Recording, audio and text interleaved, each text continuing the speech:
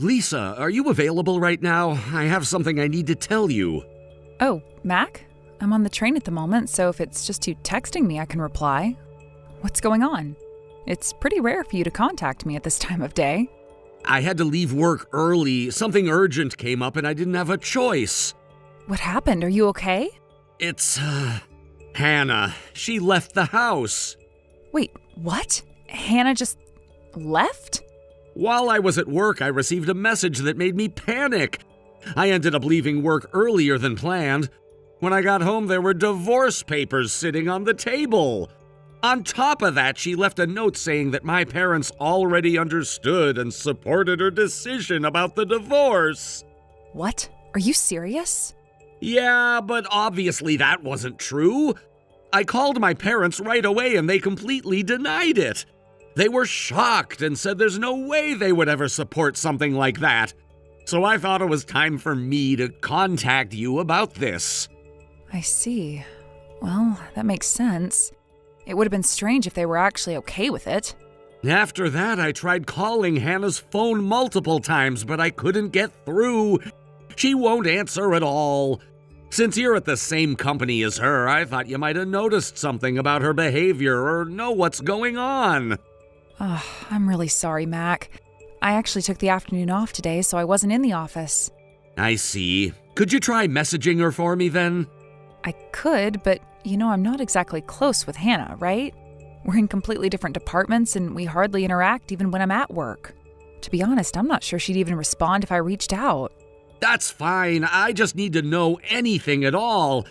Even if it's small, her mood, her reaction, anything. Please let me know if you manage to get in touch with her. All right, I'll give it a try.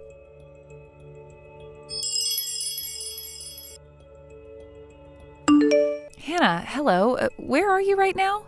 Oh, Lisa. Did Mac reach out to you? Yes, he told me you left the house and left divorce papers behind. He seemed really upset. What's going on? Why did you do something so drastic all of a sudden? Well, from Mac's perspective, I suppose it might look sudden. But for me, this wasn't something that just happened out of nowhere. To be honest, I've started seeing someone else. What? Are you serious? Yes, I know what you're thinking. I can guess exactly what's going through your mind right now. But let me make one thing perfectly clear. I haven't taken things too far with him. There's nothing physical going on between us yet. I'm very aware of the boundaries I need to respect. Then why? Because I don't want to drag him into something messy. If I were to stay in this marriage while deepening my relationship with him, it would only bring him unnecessary trouble. That's why I've decided to keep things between us purely emotional for now. It's not ideal, but it's the right thing to do under the circumstances. I'm sorry, but I still don't understand. How could you just leave Mac like that? I left a letter for Mac explaining everything. I also asked him to submit the divorce papers by the end of the day. You really think it's that simple? Divorce isn't something you can decide and settle in a single day. I know it's complicated, but I've made up my mind. I'm hoping that Mac will understand eventually. Honestly, I know this will be uncomfortable for you two since we work together. I hope it won't make things awkward between us.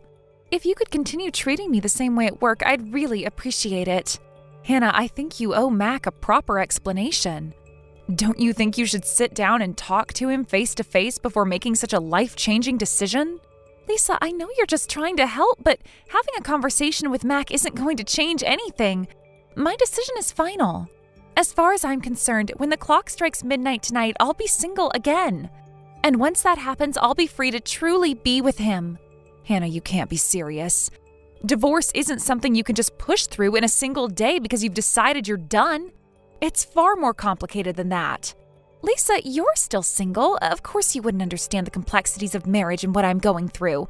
I don't expect you to. Anyway, I really need to get going. He's waiting for me. Hannah, wait, please, just listen for a moment.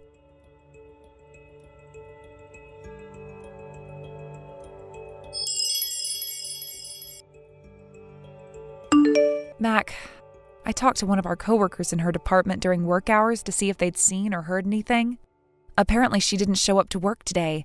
After that, I sent her a message, and luckily she responded, so we ended up talking.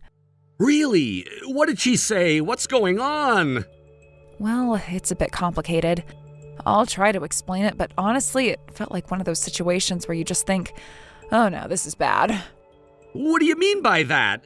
What did she tell you? She mentioned that she's seeing someone else. She said that to you? Yeah, I'll send you a screenshot of our conversation later so you can see the exact wording, but from what she said, it sounds like things haven't gone too far yet. She told me that she's been holding back because she knows that it would cause a lot of trouble if they crossed any serious lines right now. I see. So she's trying to rationalize it? Either way, it's still cheating, isn't it? Exactly. I mean, there's no way around that. It's definitely a betrayal. But there's something that's been bothering me. I can't help but feel like there might be more to this, or maybe less, depending on how you look at it. What do you mean, more or less? It's hard to explain. This is just my gut feeling, so please don't take it as absolute, but I'm not entirely convinced that Hannah's actually cheating in the way you're thinking. What? What do you mean by that? Okay, so during our conversation, she kept going on about how this other relationship is all about a connection of the heart for now. And honestly, the way she said it struck me as odd. It reminded me of the kind of thing you hear from someone who might be overthinking things or getting caught up in their own imagination. You mean she's delusional? Well, maybe that's too strong a word, but think about it.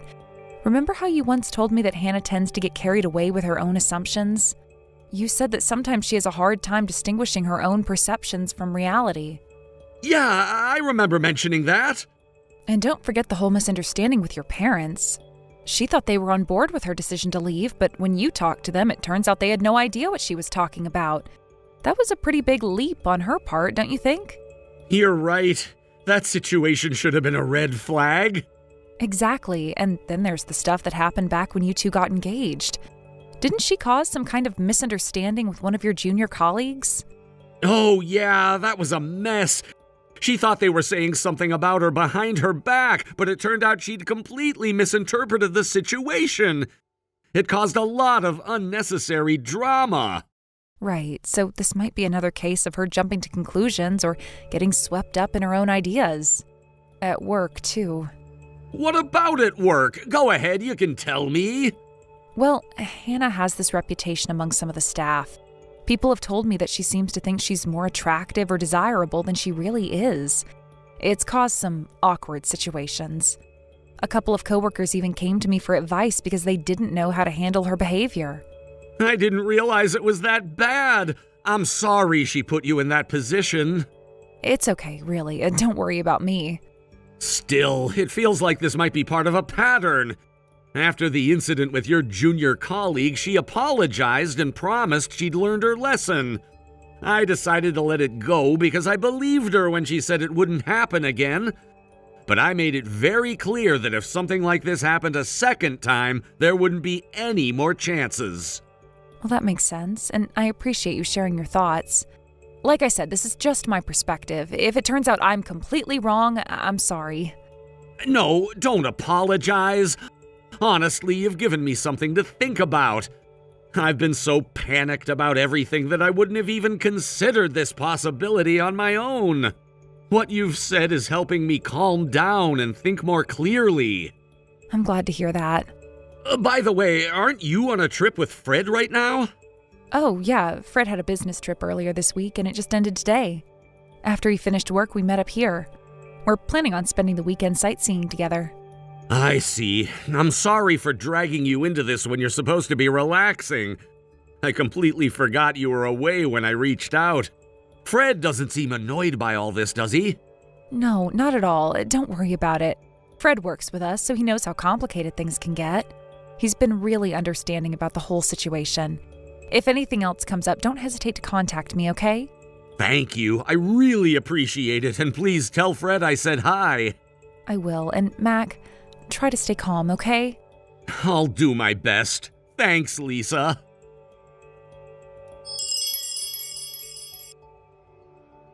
Lisa, what's going on? Wait, Hannah? What do you mean, what's going on? You're with my boyfriend? What on earth do you think you're doing? Huh? I'm with my boyfriend, Fred, right now. What's the problem? What are you talking about? Fred is my boyfriend. Huh? I even heard him talking to his boss today. He was confirming that his business trip finishes on Friday, so he plans to meet me at the location and we'll spend the weekend sightseeing together. He got approval from the company to do this, so that's why I'm here. But then I saw you checking into the inn with Fred. Explain this.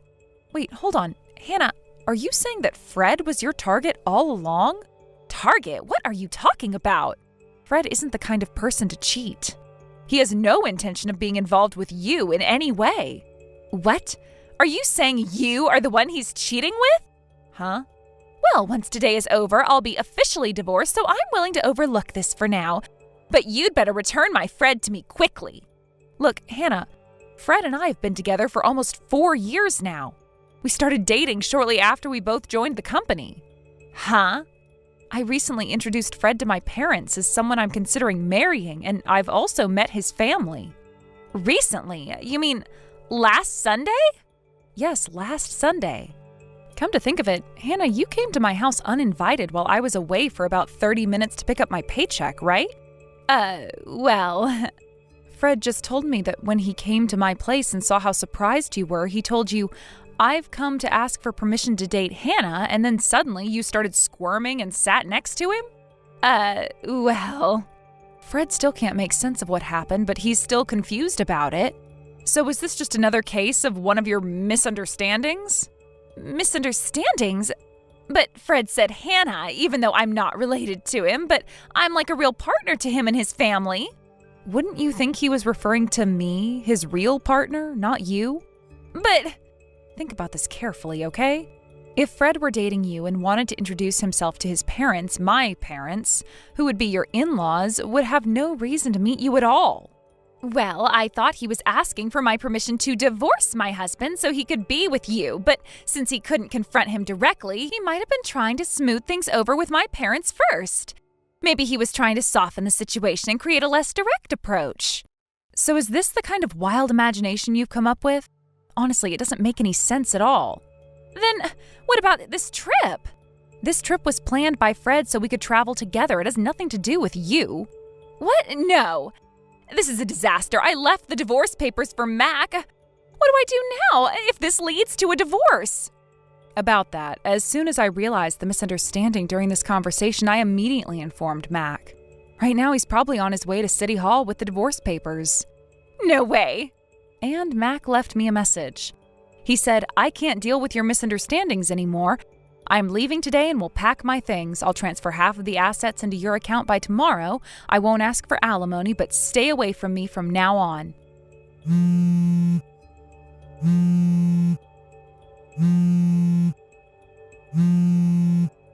Lisa, pick up. I can't reach Mac's phone. He probably blocked you. What? No, stop it.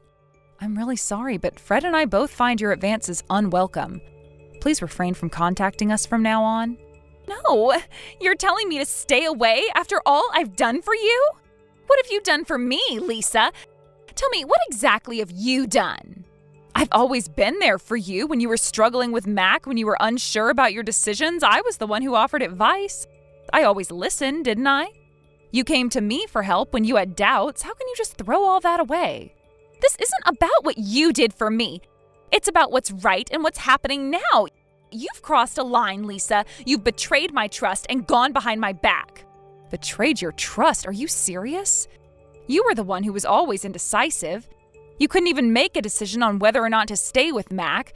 You kept asking me for advice, but now you're acting like you've got everything figured out. This is ridiculous. I figured it out now. I know what I want, and it's not someone who undermines me or tries to manipulate me. Manipulate? What are you talking about? I have never manipulated you. I've always tried to help you. If I didn't care about you, I would have walked away a long time ago. But no, I stayed because I thought you needed someone to lean on. Well, guess what? I don't need you anymore.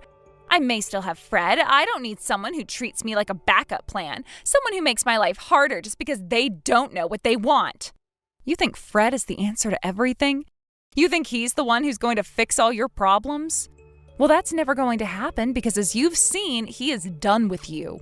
I know Fred. He's real. He's been with me through thick and thin. Unlike you, he doesn't cause drama every time something goes wrong. So I'm positive he's not answering my calls because he's really busy with something else. All right, Hannah, say whatever you'd like about Fred and I, but just know that if you continue to try and call and text us, we're going to block you just like Mac. Now, please stop texting me.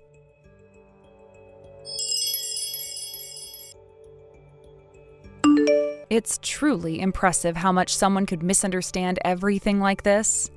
Hannah's department had an overwhelmingly male-to-female ratio of 9-to-1, and it seems like this situation led to some of the misunderstandings among the people there. This was based on a conversation with Fred, who worked in the same department as Hannah. Fred mentioned that there was a tendency for certain individuals in the office to become confused about the nature of their relationships and intentions, especially when the environment was so heavily skewed in favor of men. Apparently, there were also frequent comments from Hannah that seemed to hint at her being overly popular among her male colleagues.